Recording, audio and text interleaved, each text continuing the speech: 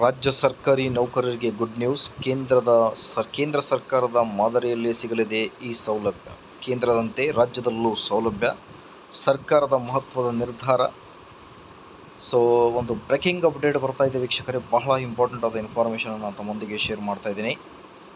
ಮಾಹಿತಿ ಭಾಳ ಇಂಪಾರ್ಟೆಂಟ್ ಆಗಿರುತ್ತೆ. ವಿಡಿಯೋನ ಕೊನೆವರೆಗೂ ವಾಚ್ ಮಾಡಿ.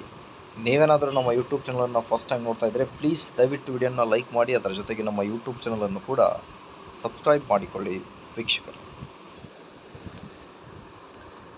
ಸ್ಕ್ರೀನ್ ಮೇಲೆ ಗಮನಿಸ್ತಿರ್ಬೋದು, ಗವರ್ನಮೆಂಟ್ ಎಂಪ್ಲಾಯೀಸ್, ರಾಜ್ಯ ಸರ್ಕಾರಿ ನೌಕರರಿಗೆ ಗುಡ್ ನ್ಯೂಸ್. ಕೇಂದ್ರ ಸರ್ಕಾರದ ಮಾದರಿಯಲ್ಲಿ ಸಿಗಲಿದೆ ಈ ಸೌಲಭ್ಯ. ಜೂನ್ 23, 2026ರಂದು ಬಂದಿರುವ ಮಾಹಿತಿ.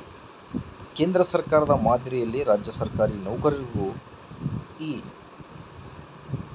ಪ್ರಿವೆಂಟಿವ್ ಹೆಲ್ತ್ ಚೆಕಪ್ ಸೌಲಭ್ಯ ಸಿಗಲಿದ್ದು, ನೌಕರರು ನಿಯಮಿತವಾಗಿ ತಪಾಸಣೆಯ ಮೂಲಕ ಆರೋಗ್ಯ ಕಾಪಾಡಿಕೊಳ್ಳಬಹುದಾಗಿದೆ. ಸರ್ಕಾರ ಸಿಹಿ ಸುದ್ದಿ ನೀಡಿದೆ. 40 ವರ್ಷ ವಯಸ್ಸು ಮೀರಿದ ಎಲ್ಲ ರಾಜ್ಯ ಸರ್ಕಾರಿ ನೌಕರರಿಗೆ ಕರ್ನಾಟಕ ಆರೋಗ್ಯ ಸಂಜೀವಿನಿ ಯೋಜನೆ ಅಡಿಯಲ್ಲಿ ಪ್ರತಿ ವರ್ಷ ಉಚಿತವಾಗಿ ವಾರ್ಷಿಕ ವೈದ್ಯಕೀಯ ತಪಾಸಣೆ ಮಾಡಿಕೊಳ್ಳುವ ಯೋಜನೆ ಜಾರಿಗೆ ತಂದು ಸರ್ಕಾರ ಅಧಿಕೃತ ಆದೇಶ ಹೊರಡಿಸಿದೆ. ಈ ಮೂಲಕ ಹೆಲ್ತ್ ಚೆಕಪ್ ಮಾಡಿಸಿಕೊಳ್ಳಲು ಕೆಲವು ಮಾರ್ಗಸೂಚಿಗಳು ಕೂಡ ಬಿಡುಗಡೆ ಮಾಡಿದೆ.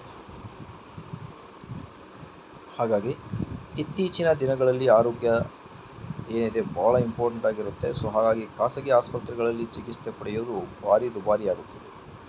ಈ ಸಮಯದಲ್ಲೇ ಸರ್ಕಾರ ಕೆಲವೊಂದು ಯೋಜನೆ ಜಾರಿ ಮೂಲಕ ಜನರಿಗೆ ಅನುಕೂಲವಾಗುವಂತಹ ನಿರ್ಧಾರ ತೆಗೆದುಕೊಂಡಿದೆ. ಕೇಂದ್ರ ಸರ್ಕಾರ ಮಾದರಿಯಲ್ಲಿಯೇ ರಾಜ್ಯ ಸರ್ಕಾರಿ ನೌಕರರಿಗೆ ಈ ಪ್ರಿವೆಂಟಿವ್ ಹೆಲ್ತ್ ಚೆಕಪ್ ಸೌಲಭ್ಯ ಸಿಗಲಿದ್ದು, ನೌಕರರು ನಿಯಮಿತವಾಗಿ ತಪಾಸಣೆ ಮೂಲಕ ಆರೋಗ್ಯ ಕಾಪಾಡಿಕೊಳ್ಳಬಹುದಾಗಿದೆ.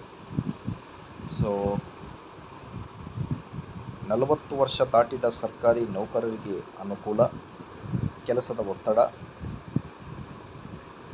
ವ್ಯಾಯಾಮದ ಕೊರತೆಯಿಂದಾಗಿ 40 ವರ್ಷ ದಾಟಿದ ಸರ್ಕಾರಿ ನೌಕರರು BP, ಶುಗರ್ ಹಾಗೂ ಹೃದಯ ಸಂಬಂಧಿತ ಕಾಯಿಲೆಗೆ ಒಳಗಾಗುತ್ತಾರೆ. ಹೀಗಾಗಿ ಆರಂಭಿಕ ಹಂತದಲ್ಲಿಯೇ ಕಾಯಿಲೆಗಳನ್ನು ಪತ್ತೆ ಹಚ್ಚಿ ಮುನ್ನೆಚ್ಚರಿಕೆ ಕ್ರಮ ಕೈಗೊಳ್ಳುವ ಮೂಲಕ ನೌಕರರ ಆರೋಗ್ಯವನ್ನು ರಕ್ಷಿಸುವ ಉದ್ದೇಶದಿಂದ ಈ ವಾರ್ಷಿಕ ಆರೋಗ್ಯ ತಪಾಸಣೆಯನ್ನು ಜಾರಿಗೆ ತರಲಾಗಿದೆ ಎಂದು